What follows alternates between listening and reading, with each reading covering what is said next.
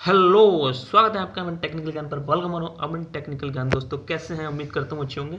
तो आ गया हूँ मैं आपके लिए पार्ट 2 लेकर। और अगर पार्ट 1 नहीं देखा है तो उसे मिस मत कीजिए, क्योंकि उसके बिना आपका ये पार्ट जो है वो अधूरा है। मैंने उसमें बहुत ही यूजफुल आपको एक टिप्स दी हैं, जो कि आपके स्किल टेस्ट के लिए बहुत ही यूजफुल रहेंगी और बहुत ही आपके लिए कारगर सिद्ध होंगी। तो मैं जो है आज पार्ट 2 आपके लिए लेके आया हूँ, बहुत ही इंपॉर्टेंट क्वेश्चन जो मेरे से पिछले रिक्रूटमेंट में पूछे गए थे। तो चलिए शुरू करते हैं। सबसे पहले तो मैं आपसे जो कल मैंने क्वेश्चन पूछा था, मैंने पूछा था कि ये सर्किट जो है वो कौन सा एम्पलीफायर है, डिफरेंशिएटर है, इंटीग्रेटर है। तो बहुत से लोगों ने यहाँ पर जवाब गलत दिया है और बहुत से लोगों ने यहाँ पर जवाब जो है ठीक दिया है। तो मैं आपको बता दूं, यहाँ पर जो इंडिकेटर, ये जो आपका सर्किट दिख रहा है, अगर ये इन्वर्टिंग टर्मिनल पर हमारा कैपेसिटर और फीडबैक में रजिस्टर अगर जुड़ा हुआ होता है तो इसको हम डिफरेंशिएटर बोलते हैं। तो मैं आपको दिखा देता हूँ कि अगर इस पर साइन वेव देते हैं तो हमारी जो है आउटपुट क्या आएगी, अगर कॉज वेव देते हैं तो आउटपुट क्या आएगी। क्योंकि ये क्वेश्चन मेरे से पिछली बार में पूछा गया था कि अगर इस सर्किट पर साइन वेव देते हैं तो आउटपुट में कौन सी वेव आएगी। तो दोस्तों मैंने यहाँ पर अलग से सर्किट बनाया है और सब कुछ मैंने आपको समझाया है। देखिए यहाँ पर अगर एक कैपेसिटर लगा हुआ है, फीडबैक में एक रेजिस्टेंस लगा हुआ है, अगर यहाँ पर मैं साइन वेव देता हूँ, देखिए साइन वेव जो है ये साइन वेव आपको दिख रही होगी, मैं बड़ा करके दिखाता हूँ। यहाँ पर ये इनपुट में अगर मैं साइन वेव देता हूँ तो आउटपुट में क्या आएगी। देखिए अगर मैं इनपुट में यहाँ पर साइन वेव देता हूँ तो आउटपुट में मुझे कॉज वेव आएगी। अब आप इन दोनों में डिफरेंस खुद ही लगा सकते हैं, साइन वेव और कॉज वेव में क्या डिफरेंस होता है। साइन वेव में जो हमारा एम्पलीट्यूड है वो 0 से स्टार्ट होता है, जबकि यहाँ पर कॉज वेव में हमारा जो एम्पलीट्यूड है वो 90 डिग्री से जो है स्टार्ट हो जाता है। तो ये हमारा जो है साइन वेव कॉज वेव में डिफरेंस होता है, और हमारा डिफरेंशिएटर जो है वो साइन वेव को कॉज वेव में डिफरेंट, यानी कि साइन वेव को कॉज वेव में जो है वो चेंज कर देता है।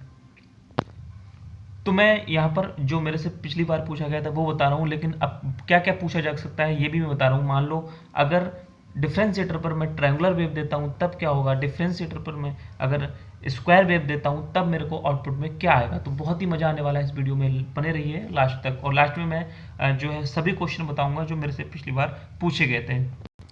तो ये आप देख सक रहे हैं यहाँ पर, ये ट्रायंगुलर वेव है, इसे ट्रायंगुलर वेव बोलते हैं। एक ट्रायंगल की तरह जो है इसकी शेप होती है, इसलिए हम इसको ट्रायंगुलर वेव बोलते हैं। अगर मैं इसके इनपुट पर, यानी कि डिफरेंशिएटर के इनपुट पर अगर मैं ट्रायंगुलर वेव देता हूँ तो आउटपुट में मुझे स्क्वायर वेव प्राप्त होती है। तो आप देख सकते हैं अगर मैं यहाँ पर स्क्वायर वेव ट्रायंगुलर वेव इसके इनपुट में देता हूँ तो मुझे स्क्वायर वेव यहाँ पर प्राप्त होगी आउटपुट में। अब मान लो मैं और इनपुट में स्क्वायर वेव देता हूँ तब क्या होगी। तो बहुत मजा आने वाला है दोस्तों, देखते रहिए। अब मैं यहाँ पर स्क्वायर वेव इसके इनपुट पे देता हूँ, किसके, डिफरेंशिएटर पे।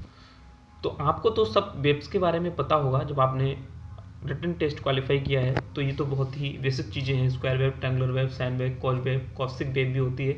तो इन चीज़ों के बारे में अगर नहीं पता है तो जान लीजिए इनकी शेप कैसी होती है, इनका आरएमएस वैल्यू क्या होता है, इनका फॉर्म फैक्टर क्या होता है, और पीक फैक्टर क्या होता है, ये सब चीज़ जान लेना बहुत ज़रूरी है। तो अगर मैं इनपुट पर यहाँ पर स्क्वायर वेव देता हूँ तो मेरा आउटपुट पर स्पाइक, इसको जो बोलते हैं स्पाइक्स, स्पाइक का मतलब ये होता है कि अचानक से एकदम वोल्टेज जो है अप होता है और एकदम डाउन हो जाता है, इसको स्पाइक्स बोलते हैं या सर्ज भी बोलते हैं। तो मैंने यहाँ पर आपके लिए काफ़ी मेहनत कर रखी है, तो आपका भी फर्ज बनता है कि इस चैनल को थोड़ा सा आगे बढ़ाएं और लोगों तक पहुँचाएं, सब्सक्राइब करवाएं और लाइक करवाएं, और थोड़ा मेरे को जिससे मोटिवेशन हो। अब मैं आगे चलता हूँ, क्या क्या क्वेश्चन और पूछे गए थे मेरे से। तो दोस्तों मैं पहले ही आपसे बता चुका हूँ आपको कि अगर आप स्किल टेस्ट देने जा रहे हैं तो ऑप एम्प यानी 741 को जरूर जो है जरूर मैं फिर से बोल रहा हूँ, जरूर आप इसे जो है वो प्रिपेयर करके जाएं, क्योंकि 741 एक ऐसी आईसी है जो लगभग हर कैंडिडेट से वहाँ पर इसके रिगार्डिंग जो है कोई ना कोई क्वेश्चन जरूर पूछा जाता है। तो यहाँ पर मेरे से एक क्वेश्चन और पूछा गया था, वो ये पूछा गया था कि 741 की पिन डायग्राम बताइए, और उसमें वर्बली ये भी पूछा गया था कि बनाने के साथ साथ वर्बली उन्होंने पूछ लिया कि 7 नंबर पे क्या आता है, या फिर 3 नंबर पे क्या आता है, या 2 नंबर पे क्या आता है। तो ये मैं जो आपके लिए बना के लाया हूँ ये है 741 की पिन आउट या पिन डायग्राम। तो पिन नंबर 1 पर क्या होता है, मैं ये आपसे पूछ रहा हूँ कि पिन नंबर 1 पर क्या होता है, ये कमेंट करके आपको बताना है। बाकी मैं आपको इसके बारे में बताता हूँ। पिन नंबर 2 पे इन्वर्टिंग होता है, पिन नंबर 3 पे नॉन इन्वर्टिंग, यानी कि एक माइनस और एक पॉजिटिव, इसे बोलते हैं नॉन इन्वर्टिंग, और एक माइनस का इनपुट होता है उसे इन्वर्टिंग बोलते हैं।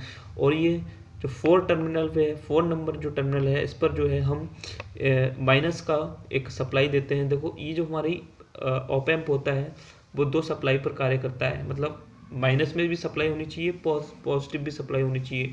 ये 2 सप्लाई की आवश्यकता होती है ऑप एम्प को ऑपरेट कराने के लिए। फिर उसके बाद में हमारा आता है 5th नंबर पे होता है ऑफसेट नुल। अब अगर आपने पढ़ा होगा 741 थोड़ा सा भी, तो आपको पता लग गया होगा कि 1 नंबर टर्मिनल पर क्या आएगा। उसके बाद में 6 नंबर पे हमारा आउटपुट आता है, 7 नंबर पे हमारा पॉजिटिव सप्लाई जिसे हम ऑपरेट कराते हैं वो आता है, और 8 नंबर पर कोई सी भी टर्मिनल इंटरनली कनेक्टेड नहीं होती है, यानी कि नॉट कनेक्टेड।